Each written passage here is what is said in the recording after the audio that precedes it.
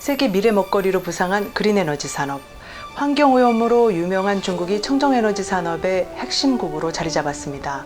중국 태양광 산업 집단이 공급망 각 단계에서 세계 수요의 최소 60%를 차지하며 태양전지의 80%를 생산하고 있다는 사실을 아십니까?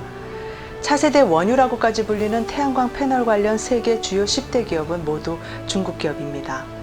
미국 기업 비중은 2%에 불과하며 한국이 5%를 차지하고 있습니다. 태양광 제조에서 중국의 준독점적 지위로 전략 무기화 위험성까지 거론되고 있는데요. 미 상무부가 태양광 패널의 주요 소재인 폴리실리콘을 생산하는 5개 중국 기업과 조직에 대해 신장 위구르 강제노동 관련 혐의로 수입금지 조치를 취했습니다. 미국 태양에너지 비중을 현재 12%에서 2050년 50%로 늘려가려는 바이든 행정부의 그린에너지 정책과 한국판 그린 뉴딜에는 어떤 영향이 있을지 궁금합니다. 안녕하십니까. 진실탐사대 주미령입니다. 미 상무부는 6월 24일 신장 지역에서 강제노동에 연루됐을 가능성이 높은 4개 기업과 준군사 조직인 신장 생산 건설병단 생산 제품에 대해 미국 수입을 금지하는 조치를 발표했습니다. 이는 중국의 신장의 인권과 기본적인 자유를 존중할 것을 촉구한 6월 13일 G7 정상들의 합의를 이행하는 실질 조치로 미국이 먼저 중국에 대한 압박에 나섰습니다. 미 국무부는 중국 정부가 위구르인들과 다른 소수민족들에 대해 대규모 임의 구금, 강제노동, 인종 청소 만행 등으로 국제법으로 처벌 가능한 제노사이드 범죄를 저질렀다고 선언한 바 있습니다.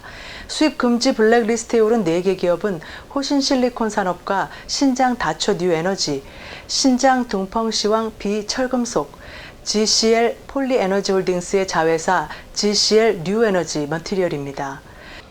미 상무부는 이들 4개 기업과 준군사 조직인 신장 생산 건설 병단이 위구르인과 카자흐인, 다른 무슬림들에 대한 탄압, 집단적 임의 구금, 강제노동, 첨단 기술 감시를 통해 인권을 침해해왔다고 밝혔습니다.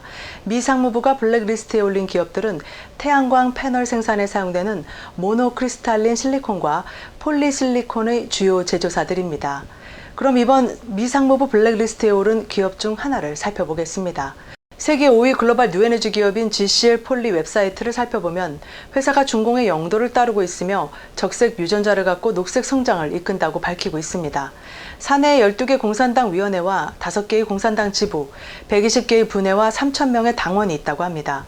중국 102대 국영기업의 하나로 인민해방군 연계가 있는 폴리그룹과 파트너 관계에 있는 GCL 폴리는 현재 세계 최대 폴리실리콘 생산업체로 등극했습니다. 태양광 관련 사업은 규모의 경제가 요구되는 분야로 여러 해에 걸친 엄청난 투자가 필요한 영역으로 알려져 있습니다. 5G 장비 시장에서 사실상 중국 정부로부터 무제한으로 자금을 지원받던 화웨이가 저가 공세로 북미에서 5G 장비 생산이 가능했던 미국의 루슨트, 캐나다의 노텔 등 5G 장비 기업들을 괴멸시킨 것과 같은 방법이 중국 태양광 기업 공급망 확장에 활용되고 있습니다. 사실상 중국 정부가 직접 통제하는 GCL 폴리 등이 민간 기업의 탈을 쓰고 폴리실리콘 생산에 뛰어들어 보조금, 강제노동, 정부 자금의 무제한 공급, 지재권 탈취 등을 무기로 세계 태양에너지 기업 750여 개를 파산시키거나 폐업에 이르게 했습니다. 로이터에 따르면 태양광 모듈을 생산하는 데 사용되는 전 세계 폴리실리콘의 약 45%가 신장 지역에서 생산되고 있으며 35%는 중국의 다른 지역에서 생산됩니다. 그리고 나머지가 중국 이외의 지역에서 생산됩니다.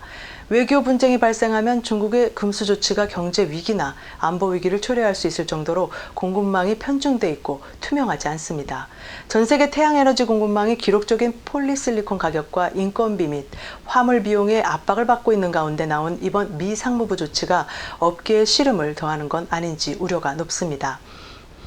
미국 태양에너지 산업협회 임원인 존 스머너는 파이낸셜 타임스와의 인터뷰에서 미국 솔라에너지 기업들이 1년 전까지만 해도 신장 의존이 상당히 심했지만 최근에는 공급망에서 신장 제품의 비중이 크게 줄었다며 기업들이 신장에서 수입된 태양광 제품의 통관 허용이 매우 어려울 것이라는 것을 깨달았다고 덧붙였습니다. 그는 지금은 신장 지역에서 강제 노동에 대한 독립적인 제3자 감사를 할 수 없기 때문에 신장 지역에서 나온 패널이나 제품을 가지고 있다면 세관을 설득하는 것은 거의 불가능할 것이라고 말합니다. 한편 영국 대학에서 태양광 패널 사업 관련 중공의 신장, 소수민족 강제 노동 사용에 관한 상세 보고서가 나왔습니다.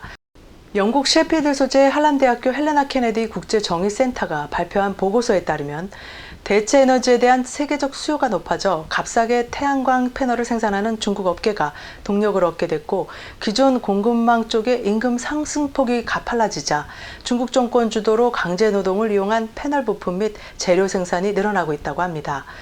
이 보고서는 상세한 자료를 인용하여 태양광 패널을 수입하는 기업으로서는 강제 노동으로 생산된 부품 사용을 피하기 어렵다고 밝혔습니다. 국제문제 전문 러펌 해리스 브리컨을 운영하는 프레드 락포트 변호사는 NTD와의 인터뷰에서 이 자료가 기업에 가이드를 제공한다며 아주 법리적인 관점에서 볼 수 있고 현존하는 위험을 식별할 수 있다고 말합니다. 지난 프로에서 패션 대기업 유니클로 티셔츠를 선적한 배가 신장 면화를 사용했다는 이유로 로스앤젤레스 항해 하역이 금지됐다는 소식을 전해드렸습니다만, 신장 관련 공급망 리스크 관리가 관련 기업들에게 발등에 불이 되고 있습니다. 5G 공급망 클린 캠페인을 주도했던 키스 클라크 전 미 국무부 차관은 NTD와의 인터뷰에서 태양광 관련 공급망에 대한 투명성, 인권, 환경 기준 적용의 중요성을 강조하며 자유국가들의 청정 에너지로의 전환이 인종 청소가 진행되는 신장 소수민족의 희생으로 이루어져선 안 된다고 강조합니다. 정책 입안자들이 5G 클린 네트워크처럼 중국에 대항하는 수단을 밀고 나가며 연구개발 등 공공투자를 늘릴 것도 요구했습니다. 또 클라크 전 차관은 중국의 도전에 대해서 미국이 가진 3가지 비교 우위를 활용할 것을 권했습니다. 첫째가 동맹국을 규합, 둘째는 민간 부분이 가진 혁신이란 자원을 활용할 것, 마지막으로 민주주의적 가치를 확대할 것. 이 3가지 비교 우위를 활용할 때 중국은 우리와 경쟁할 수 없다고 그는 강조합니다. 각종 그린에너지 사업의 필수적인 자재들의 중국 공급망 의존도가 높은 상황에서 그린에너지 공급망 클린 이슈는 그린 드라이브를 추진하는 미국이나 우리나라 같은 국가에는 코앞에 닥친 위기이면서 새로운 기회를 열어주고 있습니다. 신장산 저가 공세에 적잖이 고군분투했을 한국의 폴리실리콘 제조업계의 새로운 기회를 기대해 봅니다. 오늘은 여기까지 하겠습니다. 감사합니다.